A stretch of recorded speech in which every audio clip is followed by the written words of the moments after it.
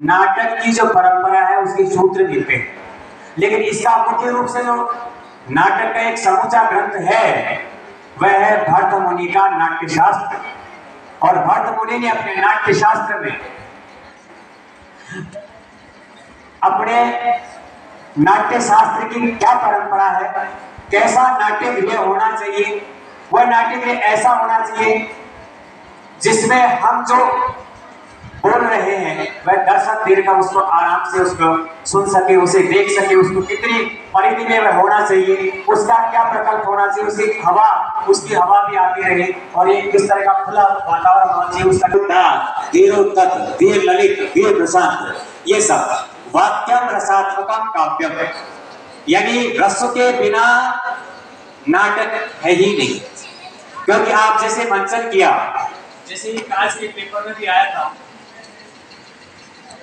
अभिज्ञान शाकुंतलम की वो करुण रस की वानगी जो कल आपने देखी उसमें करुण रस भरा है। वैसे बोलता है अभिज्ञान शाकुंतलम श्रृंगार रस से ओतप्रोत है, श्रृंगार रस है उसमें। लेकिन जो कल आपने जो करुण रस की वानगी देखी, जब बेटी के जो विदाई के दृश्य को जब दर्शाया गया तो उसमें जो दृश्य आपने जो हास्य रस कला आपने भोलाराम के जीवन में देखा था वह हास्य रस भी है। अंधेरे नगरी चौपट राजा में जो भारतीय जो हरिश्चंद्र का जो हास्य रस आपने राजा जी का देखा तो राजा जी बैठे यहाँ सामने उसकी जो किरदार निभाया, तो ऐसे जो है इनके माध्यम से आपने इनका पता चलता है, आपको आकलन होता है कि इनमें क्या है, इनमें कौन सा रस है, इन सबको जो आपने निभाया। तो पहला जो हमारा नाटक था वो कालिदास के अभिज्ञान शाकुंतलम के चतुर्थ अंग का प्रकृति कन्या शकुंतला का मंचन हुआ। सारी वाले बाबा देखा जो मंचन हुआ, इस नाटक का मुख्य उद्देश्य जो रहा है वह रहा है फ्लोराइड पानी का पहला।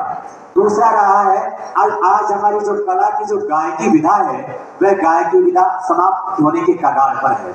हमारे ये कहते हैं कि सामवेद संगीत का जन्मदाता है, जैसा कि कल्पित साहब इस बात को बखूबी जानते हैं। तो ये सामवेद है, आप जो छंद देते हो, जैसा कि आपने अभी देखा भी है, जो गीत गाते हैं, जो गीत विधाएं होती है, ये सब में है।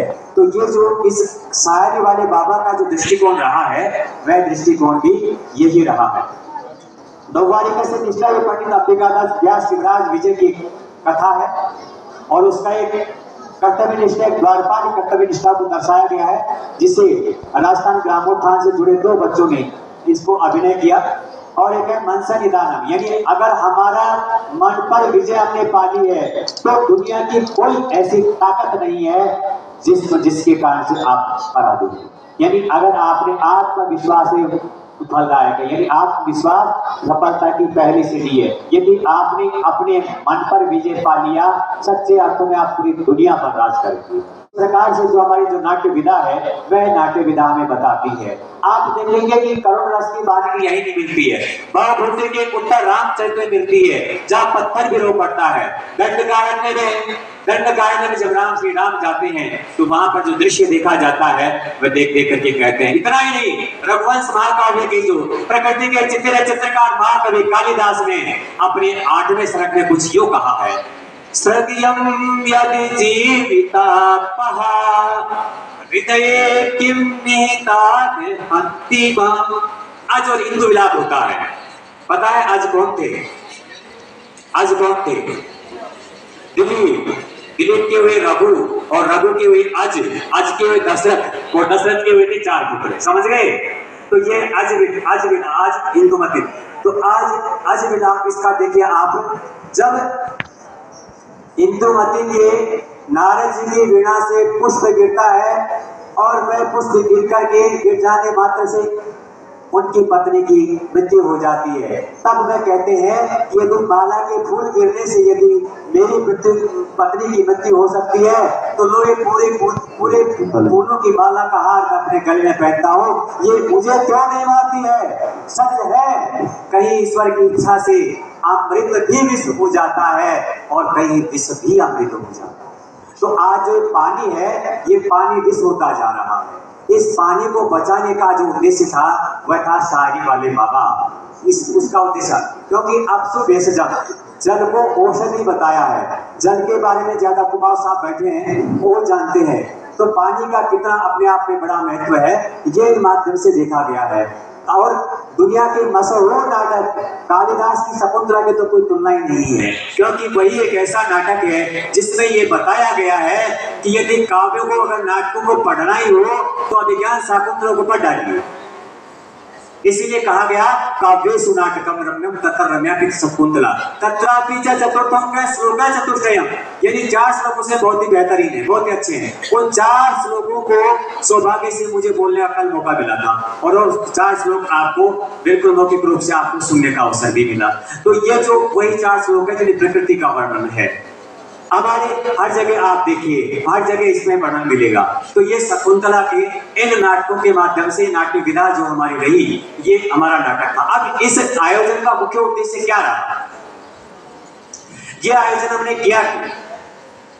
इस आयोजन का उद्देश्य रहा हमारी ग्रामीण प्रतिभाओं पे, जो आपने कूट-कूट के जो प्रतिभाएं हैं, आपकी उन प्रतिभाओं को हम निखार सकें। क्योंकि एक कलाकार की जो आत्मा होती है वह सही अर्थों में आपकी कला, आपका हुनर, आपकी प्रतिभा है। हर बच्चे में, हर जातक में अपनी कला छुपी होती है और उस कला को निखारने का काम आपके पास है। कभी श्री राम के दर्शन, कभी श्री राम के दर्शन, कभी तो दास के दर्शन। अयोध्या में जो श्री राम मंदिर बना, पूरे देश में, पूरे विश्व में आज जो अयोध्या का जो श्री राम मंदिर की जो चर्चा है, कितने हम सौभाग्य के साक्षी हैं उन पलों के कि हमारे बहुत से लोगों ने अयोध्या धाम के मंदिर के दर्शन किए और अयोध्या में इतना भव्य और दिव्य मंदिर का निर्माण हुआ। ये हमारी भारतीय संस्कृति की गौरवगान का एक बहुत ही सौंदर्य का नाम है। कभी श्री राम के दर्शन, क्यों श्री राम के दर्शन क्यों? क्योंकि मर्यादा पुरुषोत्तम है। भास ने अपने प्रतिमा नाटकम में श्री राम को मुख्य किरदार के रूप में रखकर के जो चित्रण किया है वह श्री राम ही है। तो इसलिए मर्यादा पुरुषोत्तम है राम। त्यागी सासी धैर्यशाली क्षमाशील विनयी आज्ञाकारी, ये सारे के सारे गुण श्री राम जी के देखने को मिलते हैं, राम जी की झांकी में देखने को मिलते हैं। ये वही राम है जब प्रजा के लिए दुर्मुख आके कहता है महाराज सीता जी तो इतने समय तक बाहर रही है, तो वही उत्तर रामचरित में कुछ यूं कहते हैं, श्रेयम दयाम सौख्यम से यदि वा जानकी मती आराधनाय लोकानाम नाम की। तो इसलिए मैंने ये जो है श्री राम का शब्द दिया यहाँ पर, कभी श्री राम के दर्शन, कभी तो दास के दर्शन।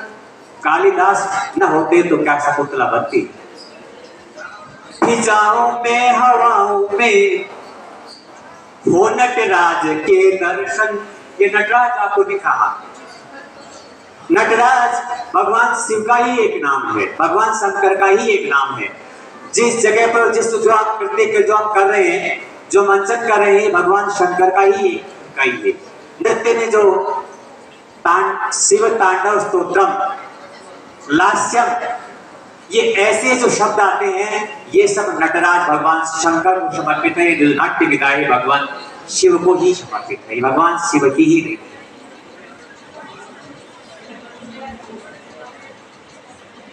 खुशियों का जो जरिया जो नाटक की ऋचाओं में, कल साहब इस बात को मैं निवेदन कर समझ रहे होंगे, यहाँ पे मैंने ऋचाओं शब्द का प्रयोग किया है। यहाँ पे ऋचाओं का यम यमी समाज पूर्वशी पूर्वरवा जैसे संवाद है जो हमारे उस नाट्य विधा का संकेत देते हैं, उस नाट्य विधा का उदाहरण देते हैं। इससे कारण मैंने इस शब्द का प्रयोग किया है।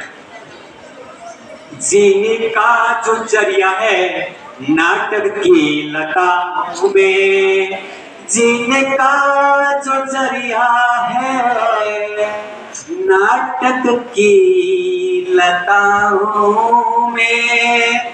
जो आपका जो कालिदास की जो शकुंतला में जो लताओं का जो दृश्य देखे थे, उन लताओं का यहाँ पे मैंने उन लताओं शब्द यहाँ पर मेरे को लगा, इसलिए मैंने उसको यहाँ पे शब्द का प्रयोग किया। तो ये जो हमारी जो नाट्य विधा है और इस विधा के लिए जो काम किया गया है